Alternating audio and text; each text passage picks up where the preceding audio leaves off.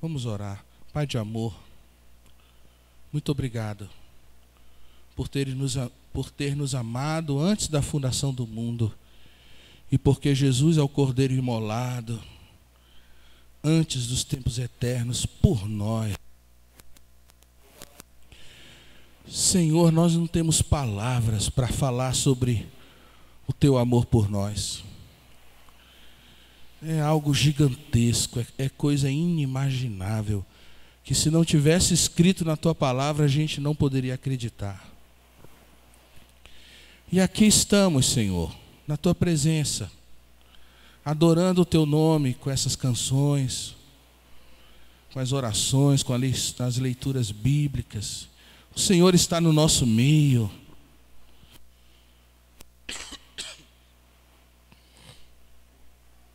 Fala, Senhor.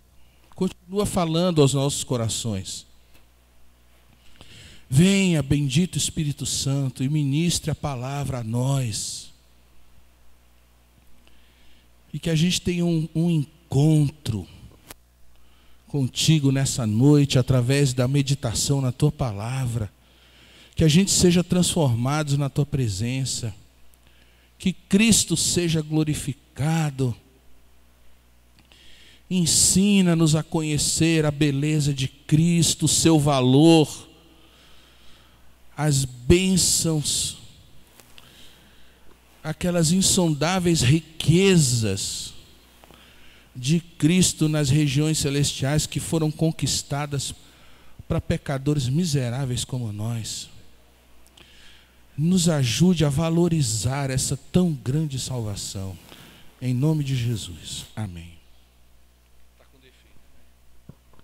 Irmãos, eu vou citar diversas passagens bíblicas. Pode aumentar um pouquinho, por favor, o meu retorno aqui. Vocês não precisam abrir, mas apenas prestem atenção e acompanhem em oração para ver o que o Senhor tem a nos dizer nessa noite. Então, eu começo com essa pergunta: qual a importância da adoração? Então, como nós já lemos, qual a importância da adoração? Como nós já lemos essa noite, eu vou ler de novo, João 4:23. Mas vem a hora e já chegou, em que os verdadeiros adoradores... Opa, está falhando. Isso é só uma questão de pilha, né? Está falhando também. Em que os verdadeiros adoradores adorarão o Pai em espírito e em verdade. São estes que o Pai procura para seus adoradores. Irmãos, nós estamos diante do assunto mais importante para a igreja. Agora vocês vejam só, né? Nós somos em poucos aqui nessa noite. E isso só nos mostra como nós, de maneira geral, não é só aqui, sabe, irmãos? É em todos os lugares. Mas isso mostra como a gente anda equivocado sobre a missão da igreja, sobre o porquê da nossa salvação. Obrigado. Então, ao responder essa pergunta, qual a importância da adoração? Vocês, essa noite, irmãos, vão bater de frente com alguns conceitos que talvez vocês nunca tenham ouvido antes, mas eles são verdades da palavra de Deus. Então, Jesus resume a atividade salvífica do Pai, ou seja, toda a atividade de salvação do Pai, Jesus resume dizendo que ele procura adoradores. Veja isso, em nenhum lugar das Escrituras é dito que Deus está procurando alguma coisa. Somente aqui. Em outras palavras, Jesus quer dizer, olha, você sabe qual é a razão de tudo isso? É que o Pai procura adoradores. Qual o intento de Deus na pregação do Evangelho? Por que a gente prega o Evangelho? O que Deus intenta fazer por meio de seu Filho? Qual o fim último? Ou seja, qual o fim principal da encarnação, expiação e toda a redenção.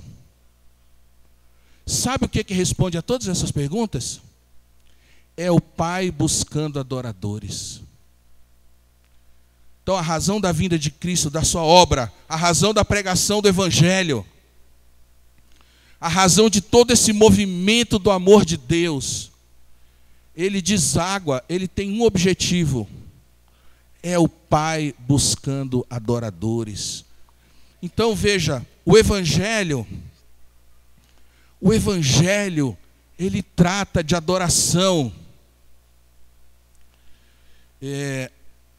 Em Apocalipse 14:7, nós lemos assim: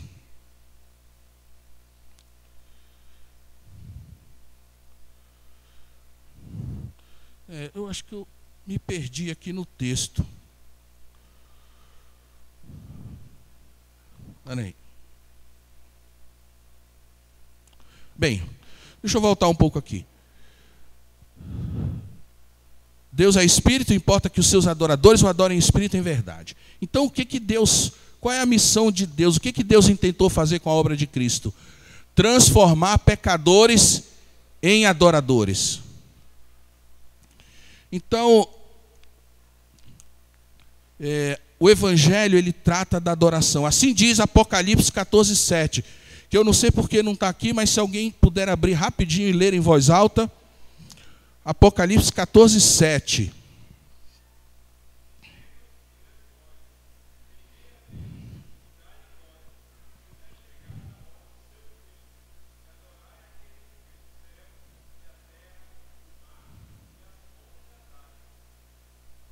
Veja, no final de tudo em Apocalipse, o que está sendo dito para nós ali? Adorai a Deus. Então a adoração é a razão da nossa salvação. É para isso que nós fomos salvos, é para isso que existe a igreja. E outra coisa, não só o Evangelho trata de adoração, como a vida cristã é um ato de adoração. Leia, por favor, Romanos 12:1 e 2. A vida cristã é um ato de adoração.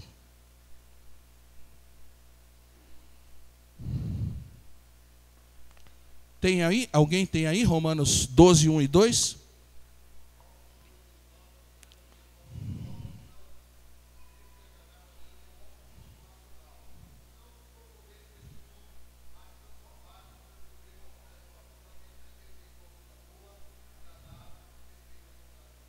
Muito bem. Do que se trata a vida cristã, então? Adoração. Oferecimento do nosso corpo, do nosso culto em sacrifício vivo e agradável a Deus. Mas cadê a igreja que não tem interesse em aprender sobre adoração? Não é? Sobre música, sobre essa coisa que acontece aqui, parece que há um grande interesse, mas esse tema, que é a razão de tudo, a gente não encontra pessoas dispostas a querer aprender sobre isso. O objetivo do Evangelho é tornar pecadores santos, a fim de serem adoradores. É isso. Deus tira do mundo miseráveis pecadores e concede a nós essa bênção. Vocês agora vão ser adoradores. Então 1 de Pedro 2,5 diz assim: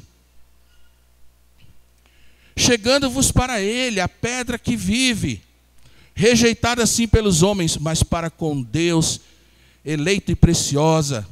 Também vós mesmos, como pedras que vivem, sois edificados casa espiritual, para ser de sacerdócio santo, a fim de oferecer de sacrifícios espirituais, agradáveis a Deus por intermédio de Jesus Cristo. É para isso que a gente foi salvo. Agora veja, Efésios 2, 18 a 22, diz assim: assim já não sois estrangeiros e peregrinos, mas concidadãos dos santos, e sois da família de Deus, edificados sobre o fundamento dos apóstolos e profetas, sendo ele mesmo, Cristo Jesus, a pedra angular, no qual todo edifício bem ajustado cresce para santuário dedicado ao Senhor, no qual também vós juntamente estáis edificados para a habitação de Deus no Espírito. Todo o movimento salvador de Deus é para chegar num ponto, fazer de mim e de você aqueles adoradores que o Pai procura, que o adorem em espírito e em verdade. E um último texto, 1 de Pedro 2,9, diz assim, olha que coisa maravilhosa. Por que que nós deveríamos andar nesse mundo como gigantes, com um senso de privilégio que contagiasse todo mundo? Por quê? Vós, porém, sois raça eleita, sacerdócio real, nação santa, povo de propriedade exclusiva de Deus.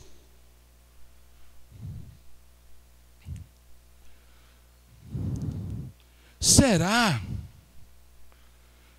que as pessoas que nos conhecem conseguem perceber em nós essa coisa de uma pessoa separada? Ou será que as pessoas nos veem como iguais a elas, como iguais a todo mundo? Povo de propriedade exclusiva de Deus, a fim de proclamardes as virtudes. O que é proclamar virtudes? É adorar os atributos, é adorar a obra, é adorar a pessoa, a fim de proclamardes as virtudes daquele que vos chamou das trevas para a sua maravilhosa luz.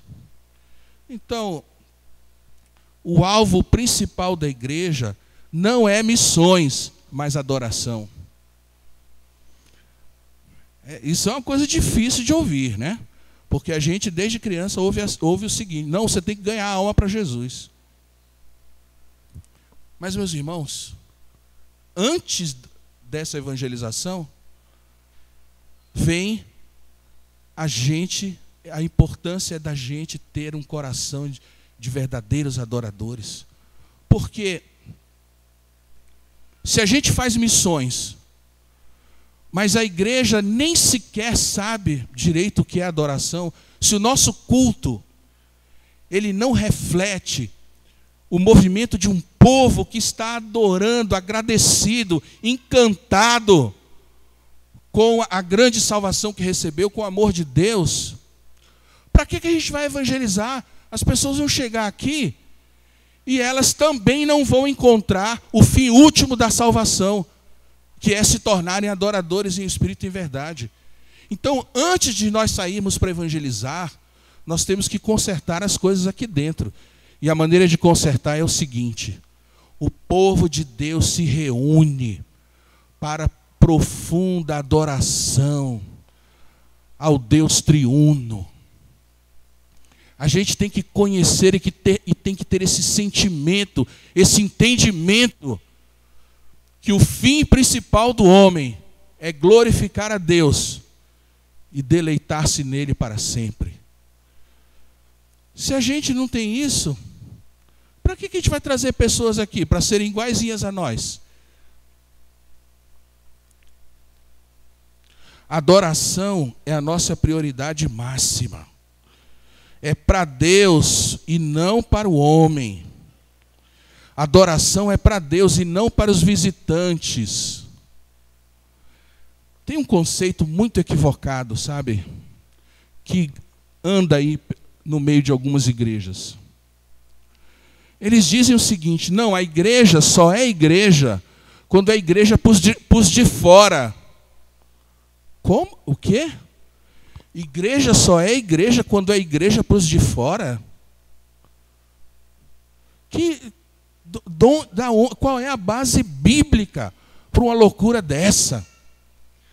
A igreja só é igreja quando é igreja de adoradores. E aí os de fora, quando entram aqui, eles sentem, eles percebem que há um poder aqui dentro. E aí eles se dobram diante de Cristo, eles são quebrantados.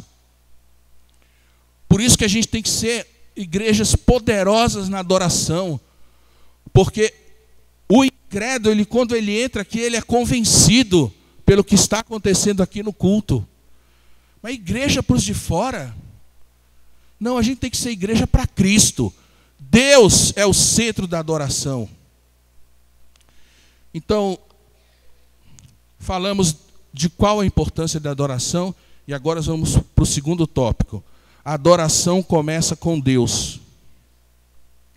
João 4:22.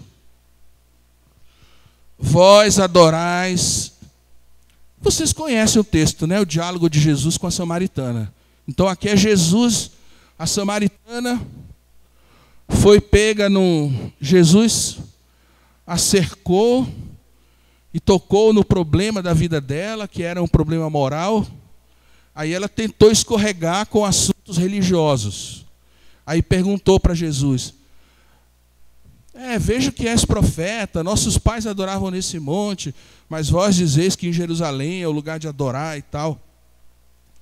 Aí Jesus responde: vós adorais o que não conheceis. Nós adoramos o que conhecemos, porque a salvação vem dos judeus. Mas vem a hora, e já chegou, em que os verdadeiros adoradores adorarão o Pai em espírito e em verdade, porque são estes que o Pai procura para seus adoradores. Deus é espírito, e importa que os seus adoradores o adorem em espírito e em verdade. Então a adoração começa com Deus. E a samaritana, a adoração dos samaritanos estava equivocada.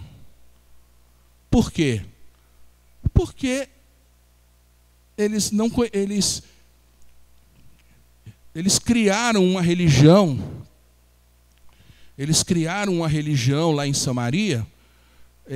Depois que houve a divisão do reino do norte e do sul, o primeiro rei do norte, cujo nome agora não me lembro, erigiu, colocou 2 bezerros de ouro lá e disse para o povo: esses são seus deuses e tal, para o povo parar de adorar em Jerusalém. Então, desde essa época, começou uma religião pagã em Samaria, mas uma religião equivocada. Veja, mesmo que os samaritanos fossem sinceros na adoração, eles estavam errados, porque Jesus disse: vós adorais o que não conheceis. Ou seja, vocês adoram sem conhecimento, vocês não sabem a verdade. E aí Jesus diz: olha, vem a hora, e já chegou, em que os verdadeiros adoradores adorarão o Pai em espírito e em verdade, porque é esses que o Pai procura. Essa foi a declaração mais revolucionária. Olha, quando Jesus fez essa declaração, Jesus colocou por terra todo o sistema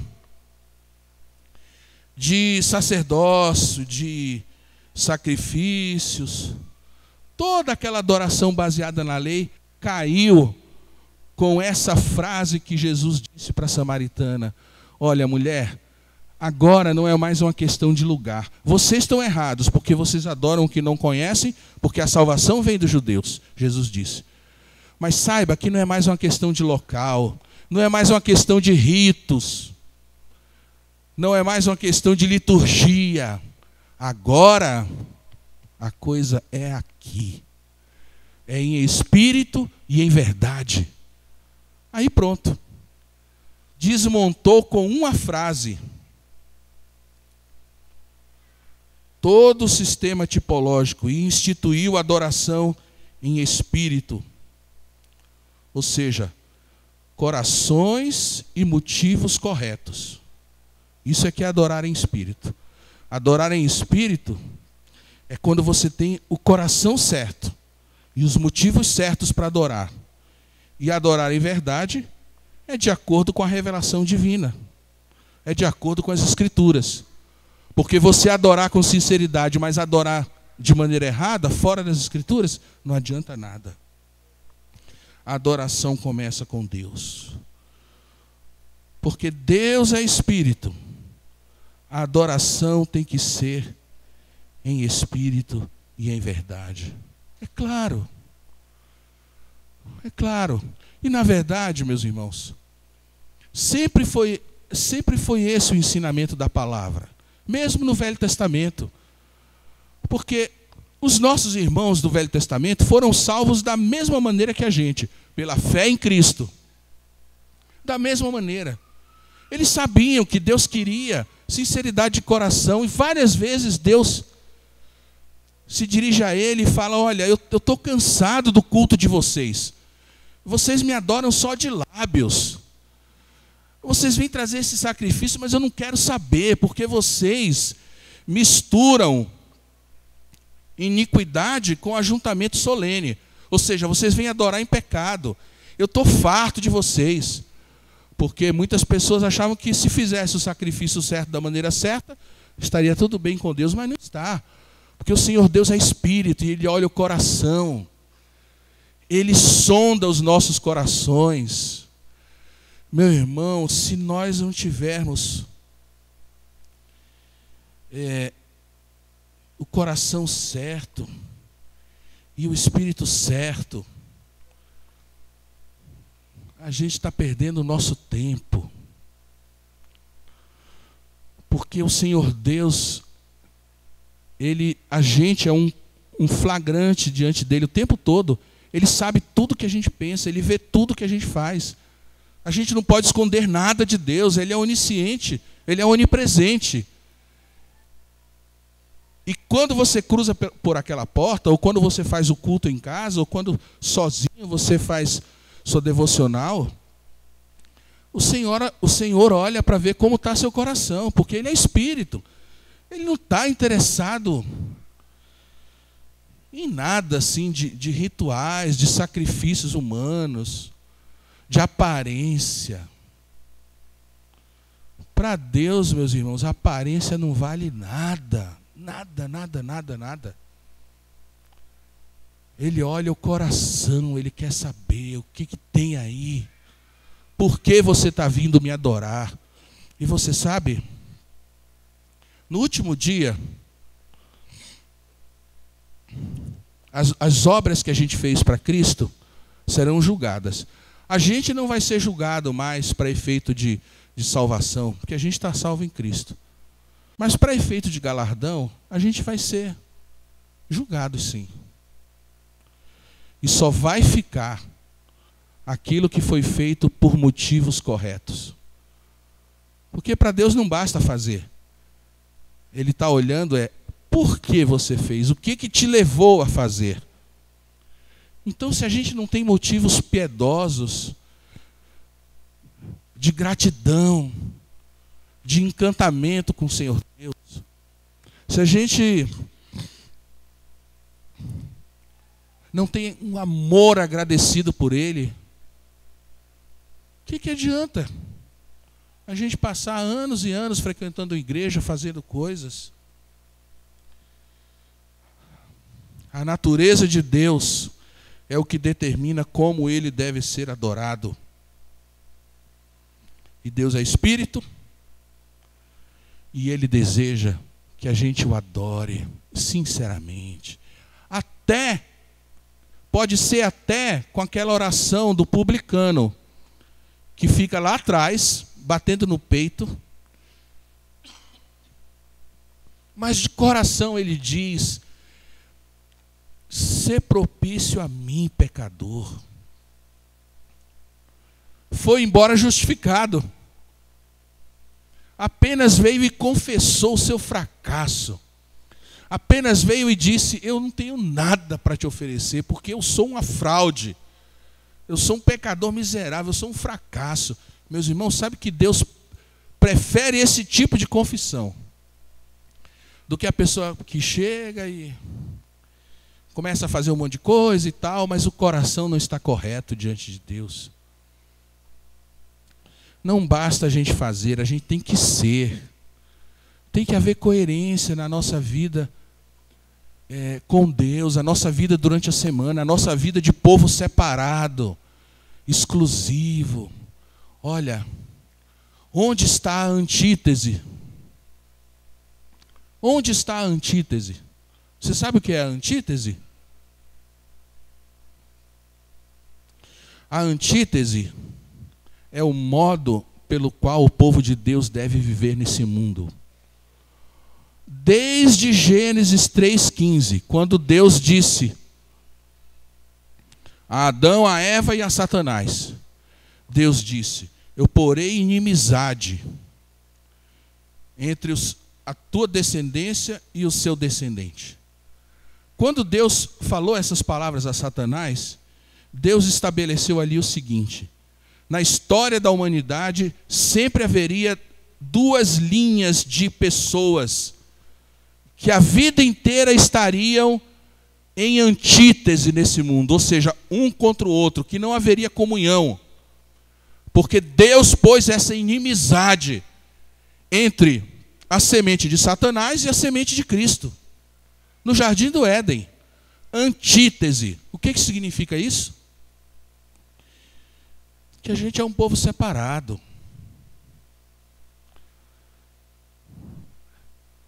Não é certo essa coisa que fazem hoje, dizendo assim: ah, não, a gente tem que se misturar com as pessoas para poder ganhá-las para Cristo.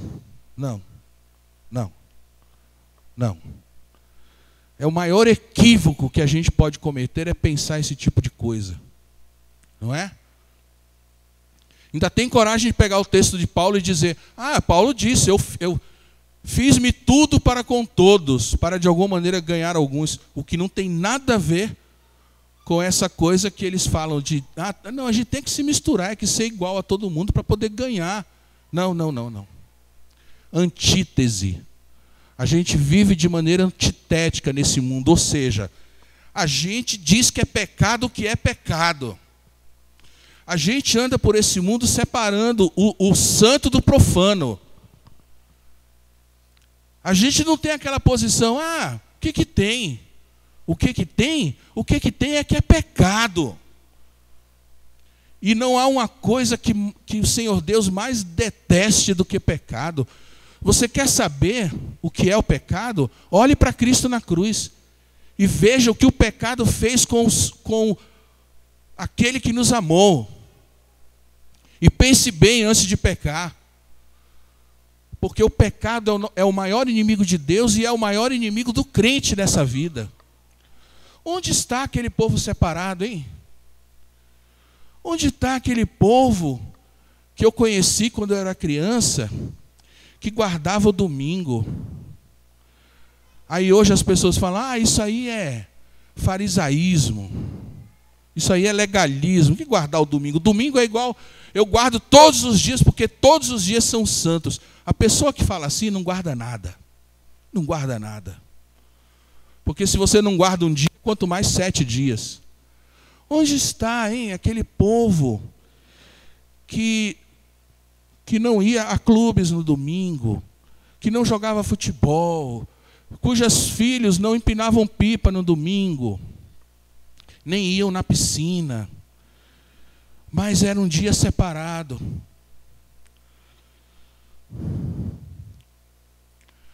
Onde está aquela maneira de se vestir diferente, hein? Que o crente tinha antigamente, que você olhava para uma pessoa e falava: isso aí é crente.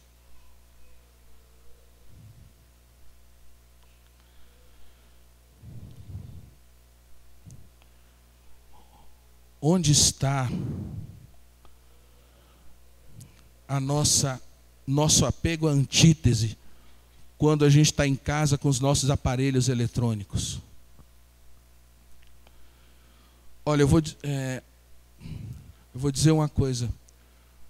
O crente, para ele assistir a TV aberta, esses programas de auditório, programa de BBB, novelas, o crente tem que fazer tantas concessões morais para ele assistir esse tipo de coisa, que eu me admiro de um crente que faz essas coisas, sabe? Veja, meu irmão, não é uma questão de legalismo, é uma questão de essência da fé cristã. Então, se você consegue no domingo se entregar horas e horas vendo esses programas de televisão que são um verdadeiro lixo, tem alguma coisa errada com você, meu irmão. A antítese não está funcionando. Porque o crente simplesmente diz: não, isso é um lixo, eu não vou me permitir que essa mídia imunda, anti-Deus, que abraça o pecado, que tenta destruir a família, que tenta relativizar os conceitos da palavra de Deus, eu não vou permitir que esse lixo entre na minha casa. Não. Não é que você vai ficar sem ver. Escolha. Escolha muito bem. E use essa coisa. Você pode convidar Jesus para assistir o programa que você vai assistir? É muito fácil. A antítese é muito fácil. Viver de maneira antitética nesse mundo é muito simples. Basta você saber que Jesus está do seu lado, o Espírito Santo está em você. Então, cuidado com o que você vai fazer, porque você é terreno sagrado. Você é nação santa, propriedade exclusiva de Deus. Viva de maneira antitética, não se entregue à cultura na qual a gente vive. Aí tem gente que fala assim: não, a gente tem que salvar a cultura, a gente tem que conquistar a cultura para Cristo. Impossível. Impossível por causa da antítese que Deus fez no Jardim do Éden. Os descendentes do diabo terão inimizade com os descendentes de Cristo. O cristianismo não vai conquistar uma sociedade de um país inteiro. Isso nunca vai acontecer, porque o cristão é sempre remanescente. São sempre poucos. É sempre um povo peregrino. Nós nunca seremos maioria em nada. Não é assim que Deus planejou a igreja. Nós seremos sempre uma voz profética, mas perseguida. Perseguida, humilhada, contestada. Porque o crente, ele chega e diz assim: Jesus é o caminho, a verdade e a vida. Então não me fale em qualquer outro caminho, porque não existe. O evangelho é exclusivo. Aí as pessoas: não, mas que absurdo, que radicalismo é esse? Então você é dono da verdade? Olha, eu não sou dono da verdade, mas eu sou amigo do dono da verdade. E quer saber de uma coisa? Eu carrego sim a verdade comigo. De certa forma, eu sou dono da verdade sim. Sabe por quê? Porque a Bíblia diz que a igreja é coluna e baluarte do quê? Da verdade. Então nós temos, é que a minha Bíblia ficou ali, mas se eu tivesse uma Bíblia aqui eu te mostraria. Nós temos a verdade sim. Nós somos donos da verdade sim. Não porque a gente seja mais inteligente ou melhor que ninguém, mas porque Deus nos deu a sua verdade e a igreja é baluarte da verdade.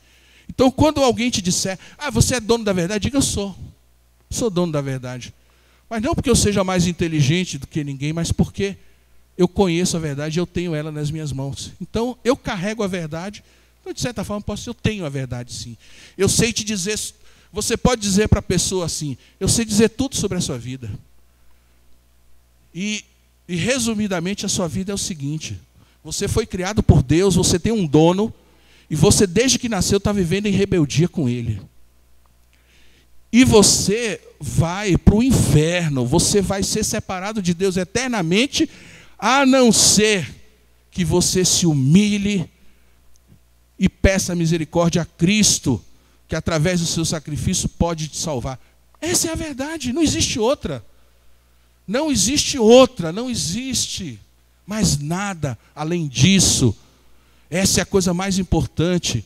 Se a pessoa não se converter, não se arrepender, do que adianta o homem ganhar o mundo inteiro e perder a sua alma? Quantos anos a gente passa nesse mundo? 70, 80, 90?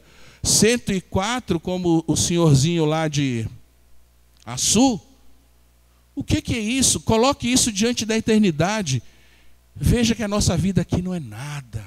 A gente tem uma eternidade nos esperando. A adoração tem que ser conduzida por atitude correta, ou seja, é em espírito. é de coração, é sincero. Senhor, eu sou sincero na tua presença, o Senhor sabe. Como Pedro, né, quando Jesus perguntou: Pedro, me amas? Me amas? Me amas? Qual foi a resposta de Pedro? Tu sabes todas as coisas, tu sabes que eu te amo. Essa é a adoração em espírito. E a adoração em verdade é você adorar de forma correta, da maneira como a Bíblia autoriza. Nós não temos liberdade para inventar maneiras de adorar. Não, não, não, não. O Senhor Deus, lembre-se o que eu falei no começo.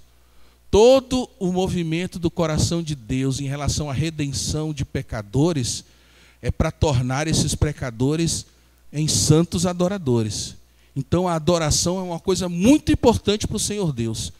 Você acha que, sendo a adoração tão importante para Deus, Ele ia deixar... vocês vejam aí como vocês querem me adorar? Não, está tudo na Bíblia. A gente adora como Deus gosta de ser adorado, como Ele deixou escrito na sua palavra, que é o do que a gente vai tratar amanhã. Porque amanhã nós vamos tratar dessas duas verdades de maneira extensiva. A adoração em espírito e a adoração em verdade. Então, meus irmãos, era isso que eu queria dar, essa introdução a esse assunto que a gente vai continuar amanhã, de manhã e à noite. Eu creio que deu para os irmãos entenderem, não é? Esses ensinamentos da palavra sobre adoração. Deu para vocês entenderem que a principal função da igreja nesse mundo é adorar a Deus? Aí depois vem as outras coisas, evangelismo, misericórdia, não é? Boas obras. E que a maneira mais poderosa, na verdade, de evangelizar é uma só, desde sempre foi. É o método por excelência de evangelização. É quando o crente é o que ele deve ser. Quando o crente é o que ele deve ser, ele vai começar a atrair as pessoas. Ele vai começar a atrair as pessoas. E as pessoas vão chegar a ele e perguntar: quem você é? O que você tem de tão diferente? Aí você, venha e veja. Aí ele traz a visita ali, o seu amigo chega aqui, está o povo de Deus, adorando através das canções, através das leituras bíblicas, através das orações, através dos sacramentos, adorando. Uma igreja com a cara voltada para Deus, para a glória de Deus. Aí o cara não resiste. Se ele encontra uma igreja assim,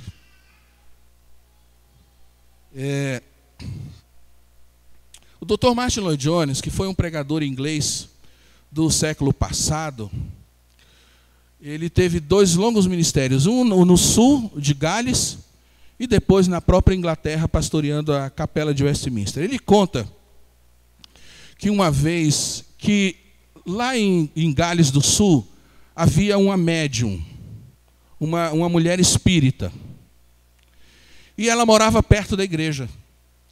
E essa mulher, um dia, ela ficou curiosa, porque todo domingo, naquele horário, ela via aquela multidão de gente caminhando lá para a igreja do Martin Lloyd-Jones.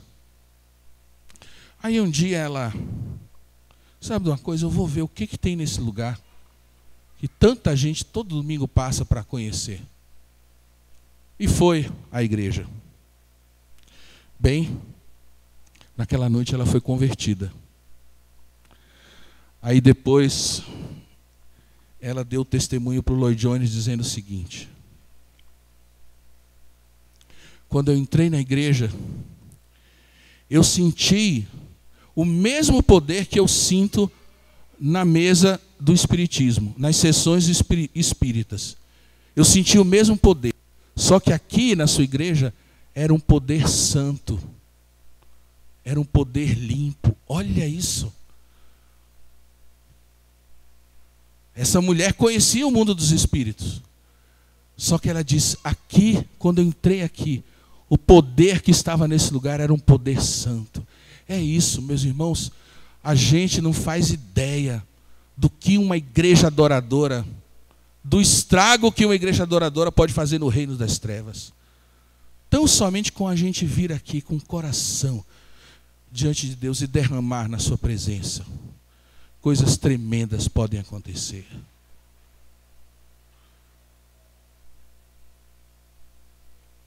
Deus quer isso. Fazer dos pecadores que nós éramos, adoradores que o adorem em espírito e em verdade. Pai Santo, muda as nossas vidas, Senhor. Muda os nossos corações. Senhor, como temos andado equivocados em tantas coisas. E às vezes, Pai, a gente se acomoda com a Tua obra, com a Tua igreja. A gente entra num aspiral de rotina mortificante, matador.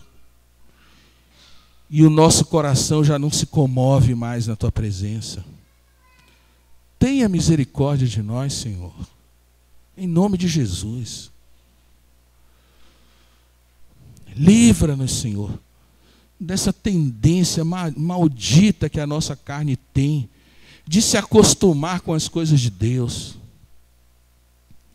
Senhor, toque no nosso coração, para que sejam despertados sentimentos e pensamentos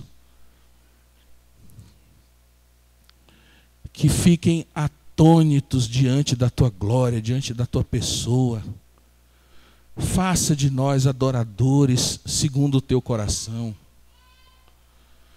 E não só aqui no culto, mas na nossa vida do dia a dia. Ergue os nossos corações para temerem somente o Teu nome e para verem a Cristo no dia a dia, em todas as coisas. E para que a gente conviva com Cristo e o convide para todas as nossas atividades, porque nós levamos vida separadas, vidas santas, e podemos convidar a Cristo para estar em qualquer lugar onde a gente estiver. E assim, Senhor, traga às nossas igrejas aquele poder que emana do Senhor e passa através da igreja, quando a Tua igreja está cumprindo a sua principal missão, que é adorando o Teu santo e bendito nome. Que seja assim com a gente. Em nome de Jesus. Amém.